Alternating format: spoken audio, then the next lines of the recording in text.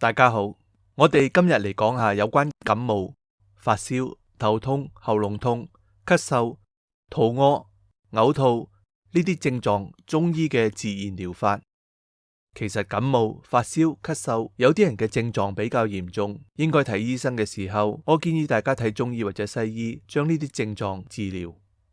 我哋今日教嘅係自然療法，喺基本啱啱睇完病之後，喺身體唔舒服嘅症狀嘅前提之下，我哋點樣透過自然嘅方式，令到身體自然快速復原嘅方法。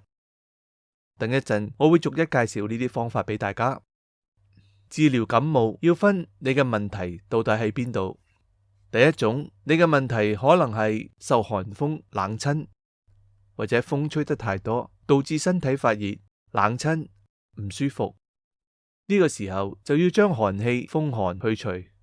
最簡單嘅方法就係飲啲熱嘅薑湯，冚張厚嘅棉被，飲熱水，沖一個暖水浴，就可以將寒氣排出去，症狀就可以好快解除。第二個就係當你嘅病已經進入咗你嘅肺部，譬如話你一直喺度咳，呢個時候你咳嘅痰已經比較黃，表示喺呢個時候你嘅氣管已經有啲發炎。呢個時候你就必須要將呢啲問題解決。另外一個可能就係你嘅扁桃腺腫咗，喉嚨痛，亦有可能會發高燒。扁桃腺腫咗發高燒，一般嚟講可能會到39至40度，病情可能會起起伏伏，可能退燒之後又復發，大概有人2日、3日甚至4日都有可能。另一種就係腸胃炎型嘅感冒，可能會上吐下瀉。呢個時候你就要處理腸胃炎嘅問題，處理嘅症狀嘅方法都唔一樣。跟住落嚟我會講中醫係點樣治療。中醫有冇一啲穴道可以令你嘅發燒、咳嗽、扁桃腺腫嘅症狀嚟緩解呢？其實係有嘅。第一樣介紹嘅就係如果你發高燒，可能去到39、40度嘅話，我哋中醫嘅治療法有一個好簡單、好重要嘅穴道，就係大椎穴。大椎穴就喺我哋嘅頭後邊第7頸椎下邊呢個地方，大概係頭耷低嘅時候凸起嚟嘅骨頭下邊呢個位。大椎穴非常之重要，就喺我哋發燒嘅時候響呢度放血。放血嘅話就喺呢邊將佢揸幾滴黑血。你高燒嘅話，血係比較暗比較黑，咁就會有幾滴黑血。亦可以用拔罐之類嘅方法，喺呢個位我哋先將佢捏一捏，捏熱咗之後就會沖血再放。喺呢個時候放咁一啲血，大概其實就得啦。咁樣放血放到咩程度呢？一般嚟講，我哋中醫放血有個大原則，就係血變即止。呢個變就係變化嘅變。咩意思呢？你有問題嘅時候，你放嘅血就會比較暗沉，比較黑，一直擠到啲血開始變得比較鮮紅，就表示你嘅經絡已經疏通，呢個時候就可以停止啦。咁會唔會放得太多血呢？係唔會嘅，通常係放幾滴嘅啫。血色開始慢慢變得比較鮮紅，咁樣你嘅經絡已經疏通咗，呢個係我哋嘅大原則。你感冒發燒可能係扁桃腺腫咗，扁桃腺腫咗就會喉嚨痛，就會食唔到嘢。我哋中醫喺耳仔嘅耳尖呢邊有一個穴道。喺呢個穴道啱啱就係對應我哋嘅扁桃腺，所以你可以喺呢個地方放血，放幾滴血就可以幫助扁桃腺消腫退燒。你亦有可能係肺部發炎，一直咳嗽，痰比較黃甚至比較綠。呢個時候我哋可以喺手嘅手指公呢個地方，就係我哋嘅少商穴，喺少商穴放血，放幾滴血，就係頭先講嘅黑色，將佢放到變紅色為止。喺呢個少商穴，另外喺食指指甲外側呢個地方，亦要同樣放血。呢個就係我哋講嘅手陽明大腸經。肺同大腸好有關係，其實兩個都係肺疾病。你喺呢邊放，亦都會有相輔相成嘅效果。但係有啲人可能有腸胃炎，可能會肚屙，你喺呢個地方放血，亦都會好有用。另外，我哋喺無名指嘅指甲邊，靠近尾指側，叫做關衝穴。呢個穴道係三焦經，三焦經放血嘅話就可以疏通我哋全身嘅氣血。所以我哋嘅治療方式喺發燒嘅時候，我哋嘅方法就係頭先講嘅，喺大椎穴放血，扁桃腺腫起嚟，可以喺耳珠嗰度放血。另外喺手嘅手指公少商穴，或者食指嘅雙陽穴、無名指嘅關沖穴，呢幾個穴道亦都可以放血。我哋嘅經驗就係喺呢幾個穴道放完血之後，對退燒其實係好有幫助。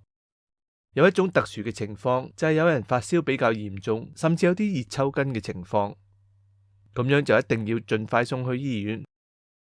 如果你問喺呢個過程當中有冇啲可以急救嘅方法，就係你嘅耳尖、耳仔將佢對接喺耳尖嘅地方，我哋放血就可以緩解呢啲緊急嘅症狀。另外有一種人可能係氣喘，喘得好厲害，痰幾乎將肺嘅支氣管、細嘅支氣管差唔多塞住晒，唞唔到氣。喺呢個緊急情況之下，亦都可以喺我哋嘅手上邊嘅魚際穴。魚際穴就係我哋手指公凸起嚟嘅肥肉最高嘅位，呢個地方，你咁樣壓落去，我哋咁樣手交叉嘅時候，響手指公魚際嘅位用力咁撳落去。魚際最主要就係可以將肺熱清除，所以有急性氣喘嘅人建議可以按呢個穴道。呢個穴道係非常非常之好，亦都可以急救。呢幾個穴道比較重要，所以先介紹俾大家。感冒發燒有個最常見嘅症狀就係頭痛，有咩方法可以快速緩解呢？頭痛第一最重要嘅穴道就係風池穴，就係我哋發際內側撳落去呢個凹位呢個地方，用力咁撳落去。你如果發燒嘅時候，頭痛頸亦都會緊繃嘅時候，就可以用力咁撳，好似我而家咁樣按摩。用力將佢搓5分鐘，甚至10分鐘都得。我曾經有個經驗，有一次我個仔發燒發到40度，我就發現我將佢呢個地方一直搓搓5分鐘之後，佢頭同埋頸就比較輕鬆。再量一下溫度，發現已經由40度降到39度，降咗1度。所以呢個穴道其實係好重要，亦都非常有用。跟住我哋會講下食療。感冒發燒嘅時候，我哋身體需要好多能量，幫助我哋身體快速嘅復原。喺呢個時候，實際上你食太多寒涼嘅嘢，包括生菜水果，當然生嘅時候應該唔敢食，亦都唔能夠食。大家比較常見嘅誤解就係發燒咳嗽之後仲係食水果，覺得補充翻一啲新鮮水果會比較好，但係其實係唔啱嘅。我自己嘅經驗係有一次身體唔舒服，有啲感冒、輕微發燒症狀嘅時候，我就試下食一啲生果，我就發現身體能量開始突然下降落去。唔係每個人都咁敏感，但係我哋發現有一個現象，就係啲生果係生冷嘅，你身體需要陽氣等自己恢復，所以生冷嘅水果喺呢個時候係唔建議。尤其係邊一啲水果呢？例如話香蕉同橙。香蕉同橙會令我哋嘅痰會變得更多，喺呢個時候有可能你會咳。如果你令佢變得更多，只會令到病情更加嚴重。所以我第一個就會強烈唔建議大家感冒發燒嘅時候食水果。另外，如果有可能嘅話，譬如話你今日上吐下瀉有腸胃炎嘅症狀，喺呢個時候最好嘅食療就係好似小白菜豆腐湯。一般嚟講，我哋會希望呢個豆腐係傳統嘅板豆腐，板豆腐有啲會加咗一啲石膏嘅成分，石膏可以幫助我哋身體退熱，再加上小白菜嘅話，佢嘅一啲營養素對我哋腸胃嘅消炎呢啲症狀係好好嘅。煮嘅時候清煮亦都可以，唔使特別加咩薑或者鹽。小白菜豆腐湯對急性嘅腸胃症狀嘅發燒其實係好有幫助嘅。另外，如果你今日個胃好唔舒服嘅時候，上吐下瀉嘅時候，有一個更簡單嘅食療，就係食小米粥。呢個我哋喺門診上邊成日都會建議一啲腸胃唔舒服嘅病人食嘅。其實無論你係腸胃炎症狀、上吐下瀉唔舒服，或者只係你覺得個胃好唔舒服、胃酸逆流，或者感覺火氣好大，呢個時候小米粥係非常之好。小米粥佢黃色嘅，所謂黃色入脾土，比較顧腸胃。小米本身係有清涼退火嘅作用，所以可以幫助消炎。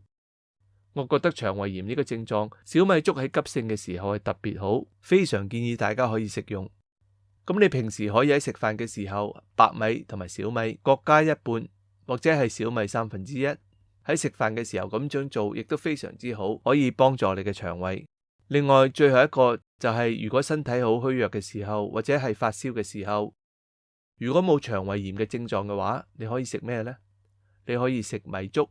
用大米去熬粥嚟食。大米熬粥嘅方式就係我哋用嘅粳米。咩叫粳米呢？粳米就係嗰啲圓圓短短嘅米，有啲米係好長嘅。煮起嚟嘅時候，佢嘅黏液質會比較少。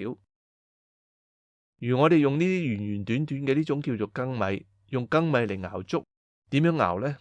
一杯米用20杯水，1:20呢個比例，用砂鍋陶鍋去煮。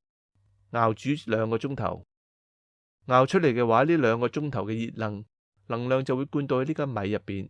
飲起上嚟嘅時候，飲熱稀粥就可以幫助身體能量快速提升，幫助身體修復。今次就係將呢幾個食療強烈建議俾大家。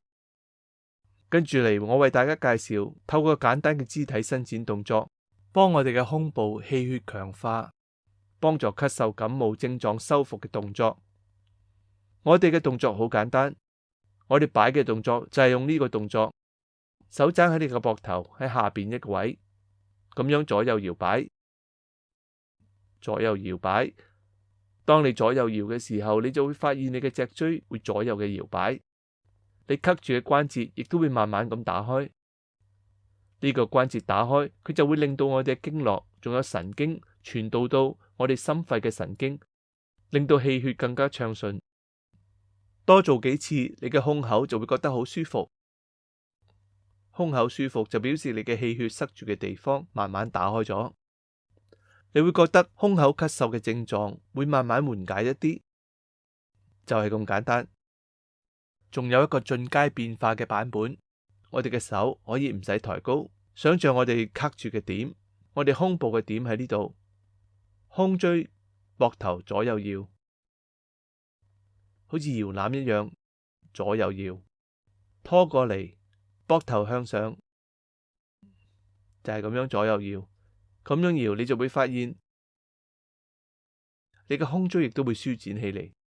有啲卡住嘅人會覺得咔咔咔，點解開始舒服咗呢？其實胸悶心悸嘅人都可以做呢個動作。如果你覺得呢個動作掌握唔係幾好嘅，你都可以用手踭抬起嚟呢個動作嚟解決。我哋再介紹一個動作，將成個心口打開嘅一個動作。動作其實好簡單，就係你雙手合十，手向上舉高，再往外邊畫個大圈，水平往外畫個大圓圈，咁樣向外邊畫個大圓圈，自然咁呼吸就係啦。唔知道大家做呢個動作有咩感覺呢？做完之後就會覺得成個肺嘅活量變大咗，呼入氧氣亦變多咗，背後嘅肌肉有一啲舒展嘅感覺，有一種啪啪啪嘅感覺。呢個動作其實亦都好簡單，係非常舒服嘅。另外，其實我哋以前曾經做過2個短片，有關胸椎錯位同埋駝背嘅影片。呢2個影片有講到好多點樣增加心肺功能嘅簡單動作。原則上有包含咗啱啱嘅幾個動作，亦都有更詳盡嘅動作。歡迎大家再翻去睇下我哋之前嘅影片，整個調理起嚟就會更加暢順。原則上其實感冒嘅時候係要少啲做激烈運動嘅，但係我哋呢啲動作其實都係好緩和嘅，反而可以幫助我哋身體嘅能量、氣血嘅暢順，幫助我哋身體嘅修復。以上呢啲都係我哋喺臨床上邊常用嘅。